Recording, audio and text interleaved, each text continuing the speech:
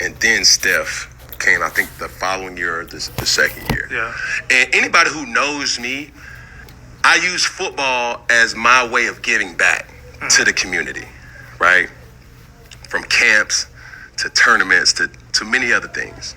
And how they began their involvement to the program is just like anybody else. It's not just Steph and TJ, but it was multiple people, coaches, players who have been involved that I just let them come. It's just like, yo, like, come be a part. It's like an open door policy. It's an open door. I will never tell you not to come type shit. You see what I'm saying? And I think over the years, their roles expanded because they just kept, showing up. And they were impacting the kids, building great relationships. And also how it morphed was this.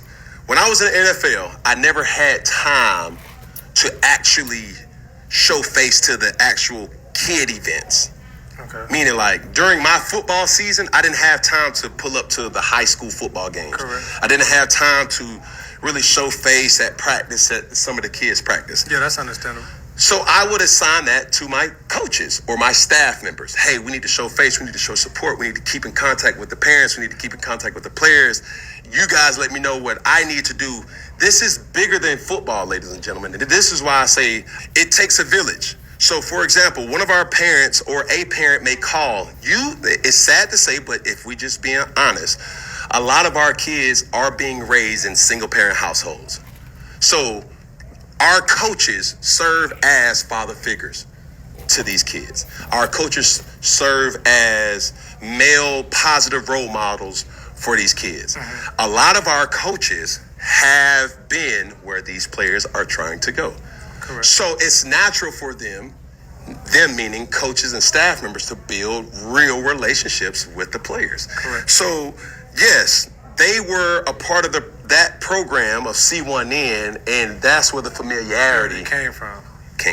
Okay. So then, like, I know you, right? And I know that you're competitive. C1N is competitive. 7-on-7 is competitive. Yes, sir. You're competitive as it is. So I know Cam, and I know your competitive spirit and your trash talk. Like, you gonna talk shit. That's just you. Like, you joke. You talk shit to me. You gonna talk shit to everybody. Like, right. You gonna. That's you. But I never known you to be violent. So, like, even like on or off the field, anything like that, it's like, so what really led to this? You knew these guys, and what led to this? I think that's a part of sports.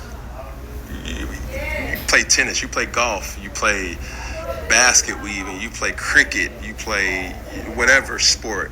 Obviously, football is a very physical sport. Now, people may say, what is 7-on-7?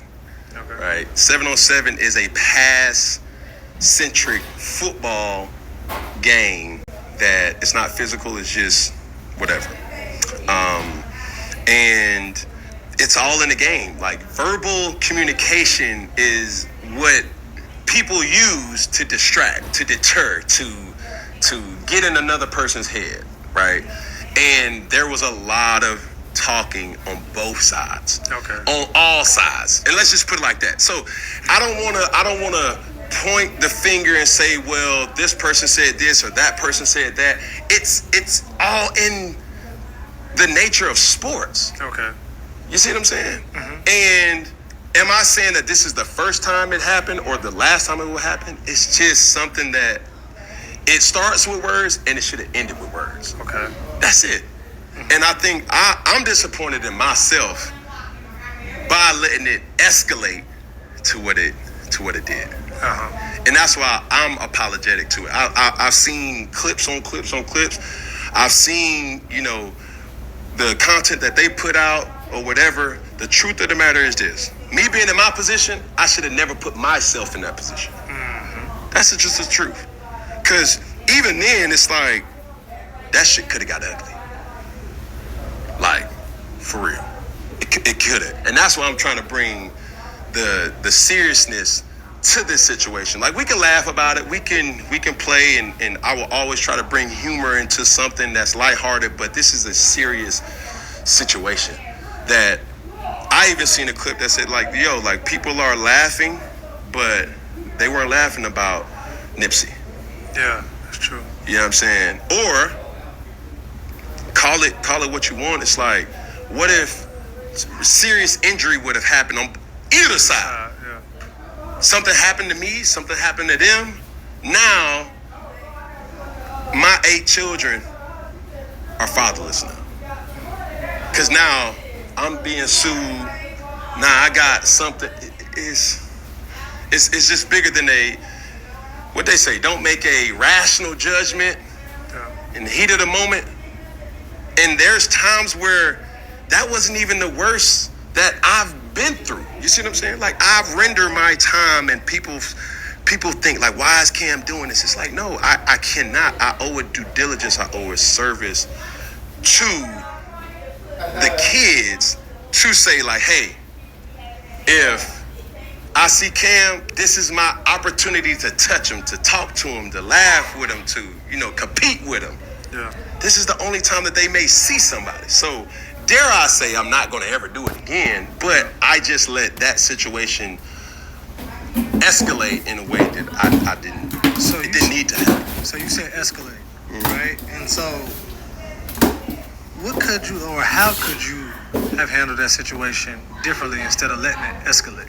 Man, it's so many different things that could have been done, right? First off, I went rogue, Peg. Not rogue. I scrambled, and I should have stayed in the pocket. You feel me? But this is what I really want the narrative to be. To every single high school player, to every single person of influence, to every single athlete, use my situation as a way to understand that in one moment, in one decision, your life can change. Just like that. And I let my emotions get the best of me. And it should not have been called for. Mm-hmm. Simple.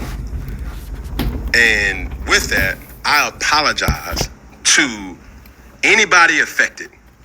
That's Steph, that's TJ, that's their organization, that's C1N, my organization, that's my players, my parents, my staff members. And when you really debrief from days after, it really puts things into perspective. And I tell you this, my president of my program, Kendall Lowe, person who I have high regards for, he called me, and even though he was empathetic to understanding where I was coming from, he simply said, Cam, that cannot happen. You mean too much to too many people. Too many people are betting on you to keep their lights on. Mm-hmm. And when he said that, it never mind me as a father. Because when I say Peg, I think about you. I think about the kids who look up to me, and also whether they verbalize their appreciation or just stare in amazement. I feel like I let them down. Because I can't sit up here and say, hey, bro, you got to be bigger than that. And then all of a sudden, I do that. And that just goes to show you got to always stay in control of your emotions.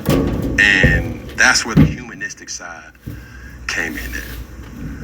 And there's no excuse. It's really not. Because it could have been a melee. More violence could have stemmed from that. Yeah, anything. And it's just not called for. And on top of that, it's echoing something that's been permeating for years. Black people. Why I gotta be at a black event? You know what I'm saying? And I could easily say, damn, like, I can play the victim, and I'm not gonna do that. I'm gonna hold myself to that same standard, bro. To say, like, look, everywhere that I go, people talk.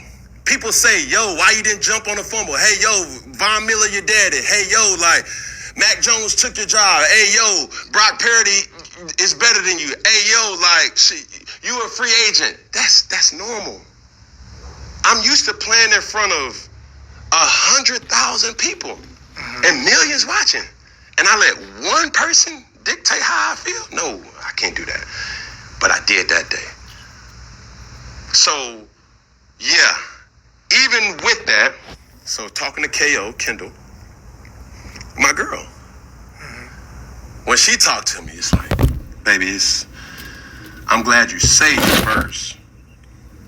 But are you looking at it through the lens of what if one of your hands was free? What if you did punch him? What if you did throw him over the balcony? What if they would have broke your jaw? What if they would have knocked you in a coma? These are things that, yeah, we laugh about. These are things that, Cam hat stayed on. Yeah, some Mashika plug. Yeah, go buy a Mashika hat. Yeah. But I'm lucky to have this opportunity to be standing as a witness to say, don't be like me, be better than me. And I could easily try to advise a kid like, no, bro, don't do that, bro, don't do that, bro, don't do that. But until you're in that position and somebody talking shit to you, it's hard, it's tough, but heavy is the crown. Too much is given, much is required. You can't sit up here and say, oh, I want to be a 5-star recruit, and people can't talk to me. It just doesn't work like it don't work like that. You see what I'm saying? So what I learned from this is this. I was gonna do a Funky Friday. I wanted to, have somebody. I wanted to talk to them, but I think it's better served by myself, because it could have really been something that we all didn't want to see happen. Yeah, I apologize, Steph. I apologize, TJ. And I see what y'all doing. I see, and I could call it what it was. It was some words that were said, and I think the words triggered them, and it was words that triggered me. So with that, I know what they do for the kids. I know their level of commitment to impacting or using their platform for a positive way in the community. Anybody who takes the time to caters to be of service to somebody else, my hat goes off to them. And I know what it's like. It's a lot of money. It's a lot of time. It's a lot of energy that goes in. It's a lot of effort that goes into making these kids' lives extremely easy. And I don't want these kids, no matter what team you play for, doesn't matter what sport you play, it could be AAU basketball, it could be football, to take this opportunity for granted, because there are learning tools that could be had in this situation. So Cam, obviously there's been a lot of reports. A lot of people had a lot to say. Like Cam should stop. He shouldn't be, doing any more 7-on-7. So my question is, are you still going to be committed to 7-on-7 and youth sports? Absolutely. This is something that I've been doing going on 13, 14 years, and I enjoy this. This is my way of giving back. Why? Because the kids find it amusing and appeasing and wowing to say, man, I played for Cam Newton, or I played with Cam Newton's team, or we played against Cam Newton.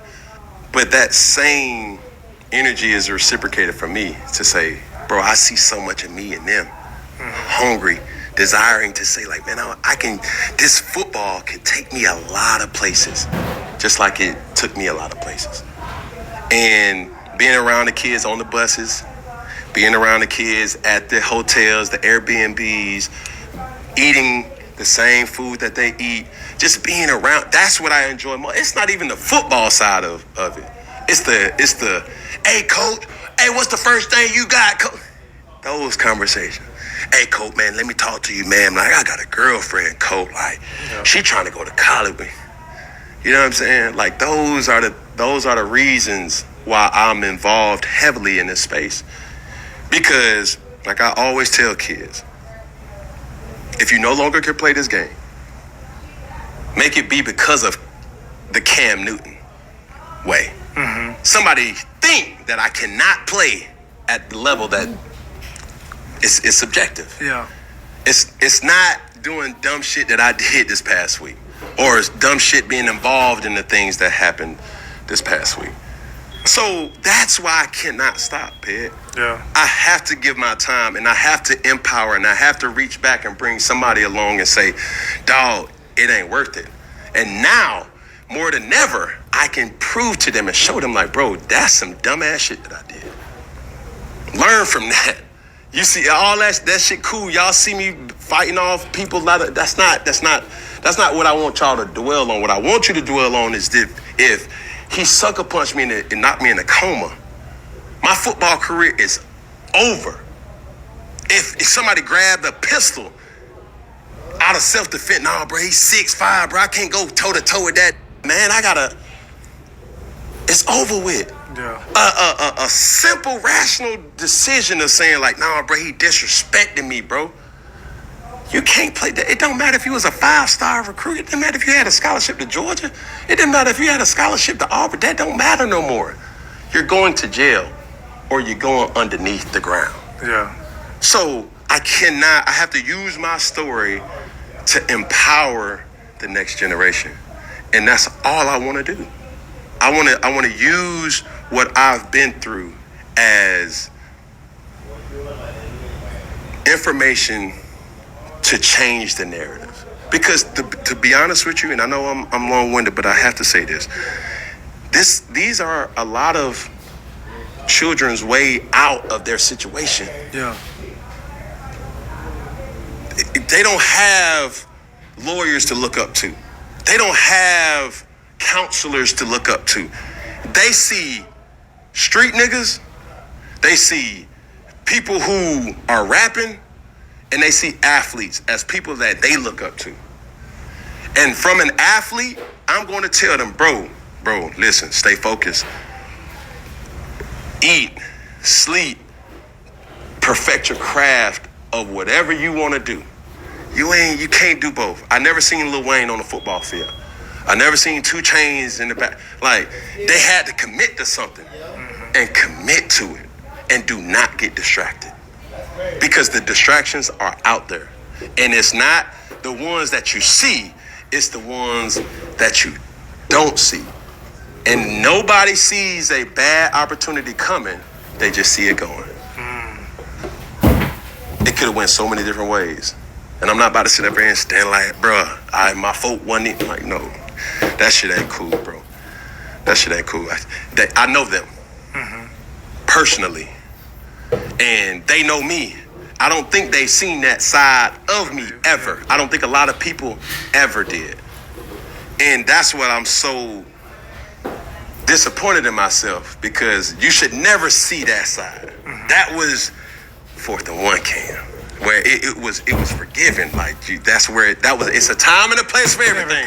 That was Boogie, that wasn't Cam. Yeah, that wasn't that. Yeah. And I'm not about to sit up here and say standing on business, like, nah, bro, like I see it now. And my heart goes out to everybody who played a role and supported me through and through. But we got to be better, and it starts with me. And I just know, bro, my heart is still in a place to still give, and not give to be seen, give to have the impact. Because how I get fulfilled in it is when somebody comes to me that's in the league, out of the league, have a family now. I wouldn't be in this position if it weren't for Cam Newton and the C1 organization. Bro, you was my father figure. You was my big brother. You was the dude that I looked up to. I seen how you came to practice, and I seen you proved to me that I didn't need to sell drugs to get a Urus. You proved to me like I didn't need to rob nobody to get a Wraith. I seen all that. Like, Coach, you empowered me, and that's all I want to keep doing is to empowering the next generation. And really not to even bring, like, we need more people involved. You feel me? So, yeah, big. Well, keep empowering, bud. We gonna sign it on out, bro. Go hit us for the one time, man. Hey, man, listen. As we end things here at 4th and 1, could we have talked more about it, Peg? We could, but we just gonna leave it there. All hearts and minds are clear. The doors of the church are now open. The doors of the church is now open. And make sure you like, Peg. Make sure you share, Peg. Come on. Make sure you comment, Peg. And what's most of all? Make sure you subscribe, Peg. Well, let's do it then. It was a lot going on this week, so we usually drop these on Wednesdays. Okay. But we ask for y'all to keep us in y'all prayers. All right. We need to be better. Lord Jesus. All right. And as we end things here, 4th and 1. Gotta get the finger. Gotta get the finger. Gotta get the finger. Gotta get the finger. Gotta get the pinky. Gotta get the thumb. All together. One love. You did. You did.